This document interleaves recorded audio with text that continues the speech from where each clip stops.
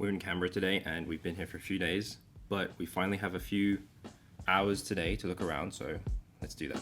We checked out of our room, but the others were running late, so we decided to have tea, coffee, and scones in the tea room of our hotel. The tea and coffee were good, but the scones were weird, a lot spongier and cake-like that I'm used to, and not as dense as British scones. We were trying to figure out what one thing we could do with the little time we had left in Canberra, so we decided to check out the Arboretum, but only the bonsai section, which was pretty impressive since I do like bonsais myself, but could never take care of one myself. We also had lunch there. I got a Reuben sandwich, which is basically some pastrami and sauerkraut between some bread. This wasn't too bad, but this one felt like it was all sauerkraut and no pastrami, which was pretty disappointing, but Bundaberg ginger beer always hits the spot. When it was time to drive back to Sydney, the weather in Canberra was pretty great, but we had heard about how bad Sydney was, and here's how that went as soon as we approached the outer skirts of Sydney. Back in Sydney, it was after dinner where we had Chinese food in Eastwood with some family and friends. I didn't do any of the ordering here, so here are some of the things we ate. Everything was pretty tasty, especially these little fried prawns, so crunchy and savory. After dinner, we had this Taiwanese shaved ice dessert. It was my first time trying this out. It was pretty good, and the mango flavor was by far my favorite. And then lastly, after dinner, we went to Harris Farms, which is like a fancy schmancy grocery store, where I probably paid too much for some fruit to make chung out of,